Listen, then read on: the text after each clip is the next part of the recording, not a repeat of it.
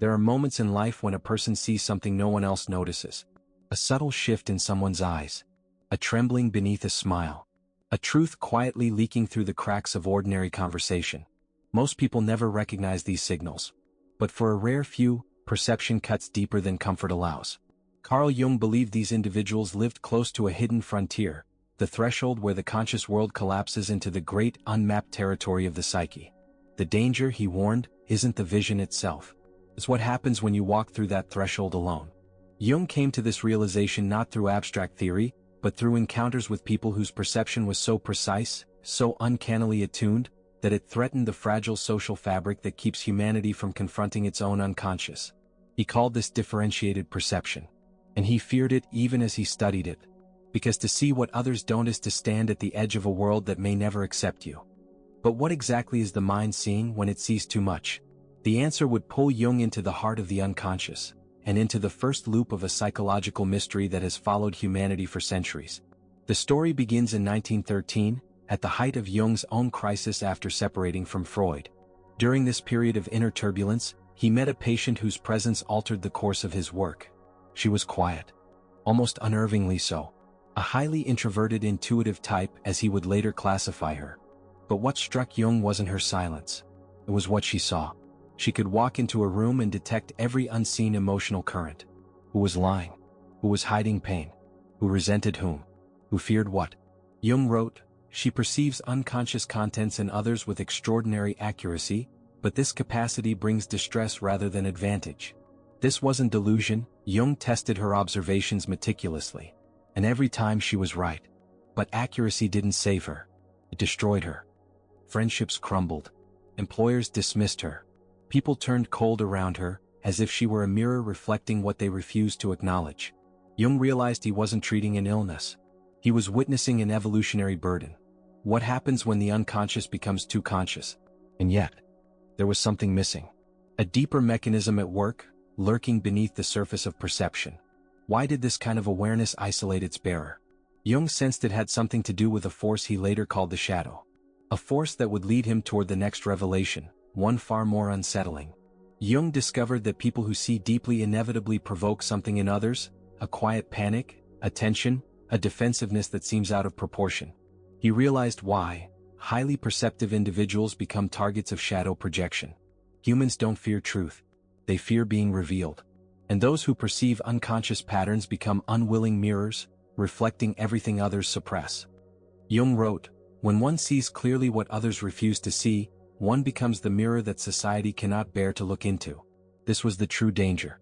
Because the unconscious mind, when confronted with its own hidden contents, has only two choices: integrate the shadow, attack the mirror.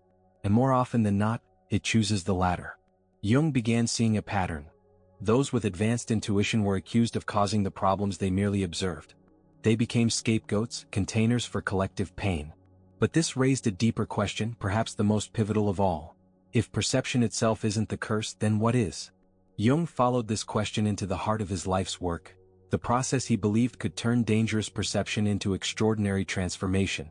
Jung believed there was only one force capable of protecting the perceptive individual from collapse: individuation. The lifelong task of becoming who you truly are. He defined three essential phases. Phase 1: differentiation. Learning to discern what belongs to you from what belongs to others.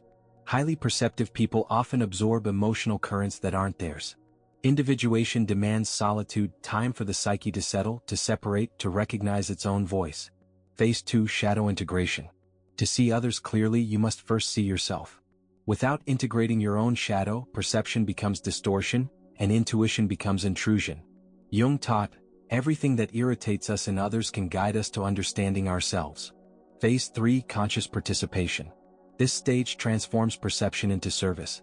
The individuated person becomes a bridge, one who can hold what others project without being overwhelmed, one who offers insight without judgment. Jung observed that individuals who completed this process became what he called culture carriers, people whose perception contributed to the evolution of collective awareness. But he also warned of psychological pitfalls: inflation, withdrawal, self-sacrifice, and overwhelm. The path is narrow. Not everyone survives it. Which brings us to Jung's final lesson.